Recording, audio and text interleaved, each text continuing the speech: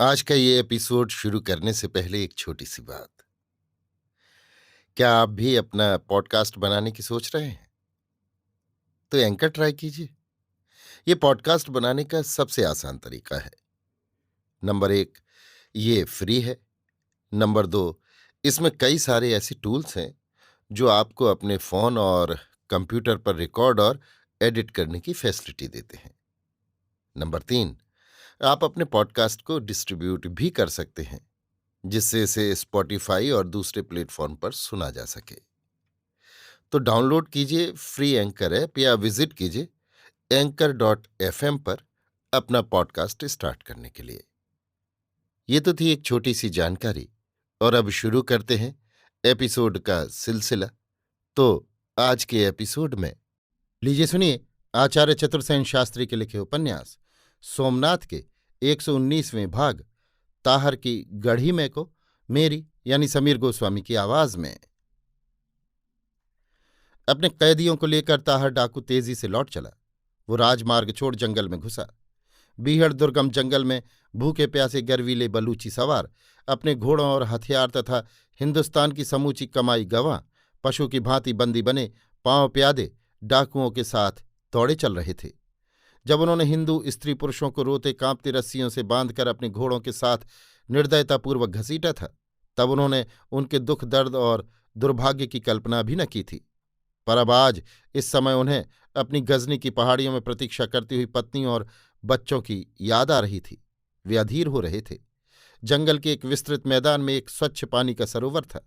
वहां हरियाली भी काफी थी। ताहर ने वहीं डेरा डाल दिया। कई डाकू कमर खोल हाथ मुंह धोने और हवा खाने लगे। बहुत से डाकू घोड़ों पर चढ़कर आसपास के गांवों से भेड़ बकरियां लूट लाए। बात की बात में पशुओं को काट कूट कर वे खा गए। कैदियों को भी भोजन दिया। ताहर ने महमूद को पास बैठाकर भोजन कराया और फिर वे आगे को चले। रात भर वे चलते ही चले गए। दूसरे दिन उजाड़ रेगिस्तान के लक्षण दीख पड़ने लगे। चारों ओर बालू के टीले, थूहर और नागफनी के कांटेदार झाड़, बबूल और पीलू के इक्का दुक्का पेड़, कहीं कहीं पहाड़ी टीले और सूखी नंगी चट्टानें। अंत में ताहर की गढ़ी आई।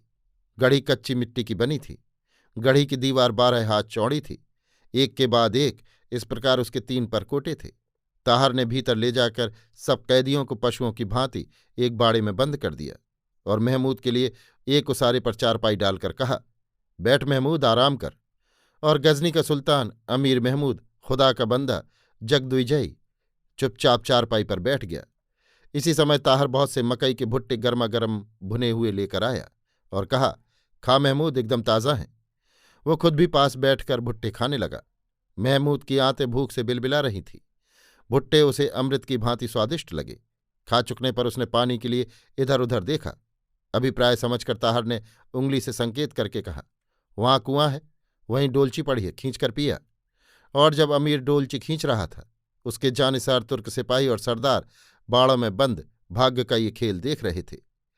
भुट्टे खाकर महमूद नीम की छां में सो गया। थकावट ने उसकी सब चिंताओं पर पर्दा डाल दिया। भरपूर नींद सोने के बाद उसका मन कुछ हल्का हुआ। उसने ताहर से बातचीत की। अमीर ने कहा, ताहर, मैं खुदा का बंदा महमूद वही कहूंगा जो मुझे कहना चाहिए। तेरी कैद में मैं खुश हूं, सब जिम्मेदारियों और पाबंदियों से दूर। तेरे दिए इन भुट्टों की मैं कीमत अदा नहीं कर सकता। तू महमूद क्या अपना तावान कतई माफ कराना चाहता है या कम कराना चाहता है? क्या वो बहुत ज्यादा है? बहुत कम है। तू क्या देना चाहता है? वो तू सोच भी नहीं सकता। तेरी कुछ आरजू है? सिर्फ एक। क्या? मेरी एक दौलत है, उसे ढूंढ कर ला। कहाँ से? यहीं कहीं रन के इधर उधर। क्या बहुत कीमती है? तेरा तावान 1000 गुना महमूद दे सकता है, पर उस दौलत की कीमत नहीं। उसका आता पता? वो एक नाजनी है। उफ! ताहर खूब जोर से ठहाका मारकर हंसा। उसने कहा, वाह यार, खूब दिल फेंक है तू महमूद। मगर कह, कैसी है वो महबूबा? लामिसाल है, सूरत में भी और सीरत में भी। तो खुदा की कसम, मैं उसे अभी ढूंढ लाऊंगा। लेकिन इनाम क्या देगा? अपनी सारी दौलत, बादशाहत, और तू मांगे तो जान भी। तो तू इत्मीनान रख, तेरी दौलत सूरज निकलने से पहले ही तुझे मिल जाएगी। और ताहर डाकू ने अपने सैकड़ों डाकुओं को शोभना की खोज में भेज दिया। ख्वाजा अब्बास अपने 2500 मुस्तैद सवारों के साथ रन की बांक में पड़ा अमीर की प्रतीक्षा कर रहा था। उसने बहुत से गोएंदे अमीर की तलाश में भेज रखे थे। ताहर के आदमियों ने शीघ्र ही उन्हें पा लिया और सूर्योदय के प्रथम ही उन्हें ताहर की गढ़ी में ले आए। सवारों को बाहर रख उन्होंने ताहर को सूचना दी। महमूद की अंगूठी लेकर ताहर का आदमी बाहर गया और शोभना की साड़नी को भीतर ले आया। बाकी सवार बाहर रहे। शोभना को पाकर अमीर ने दोनों हाथ उठाकर खुदा की बंदगी की और कहा, मैं महमूद खुदा का बंदा वही कहूंगा जो मुझे कहना चाहिए। मैं अपने करार का पक्का हूं और अपने हर एक सिपाही को हुक्म देता हूं कि उनकी जीनों में जो कुछ जर जवाहर हो ताहर के कदमों में ढेर कर दे। हर एक को गजनी लौटने पर 4 गुना मिलेगा। देखते ही देखते ताहर के सामने हीरे मोती सोना और अशर्फियों का ढेर लग गया। महमूद ने अपने अंग से उतारकर कीमती मोती और पन्ने के कंठे, दस्तबंद और कमरबंद ताहर के सामने रख दिए। सिर्फ लालों की तस्बीह हाथ में रख ली जिसकी कीमत 50 लाख दीनार थी। ये देखकर शोभना ने भी अपने सब रत्नाभरण ताहर के ऊपर फेंक दिए। ताहर ने कहा, तुमसे तावान नहीं लूंगा। तावान नहीं, इनाम है, शोभा ने रानी की गरिमा से कहा। इनाम? महमूद ने शोभना के आगे सिर झुकाया। इतने हीरे मोती जर जवाहर का ढेर देखकर ताहर खुशी से नाचने लगा। उसने कहा, महमूद ये तो सचमुच बहुत ज्यादा है, तू जितना चाहे वापस ले जा। लेकिन जितना मैं देना चाहता था उतना ये नहीं है। तब तो तू सचमुच बादशाह है, ला दोस्ती का हाथ दे। महमूद ने अपना हाथ बढ़ाया। ताहर ने कहा, अब मांग ले, दोस्ती के सिले में जो चाहता है। देना चाहता है तो मेरे आदमियों को घोड़े और हथियार दे दे। उनकी जीनों में जो जर जवाहर हैं उन्हें बेशक ले ले। ताहर राजी हो गया।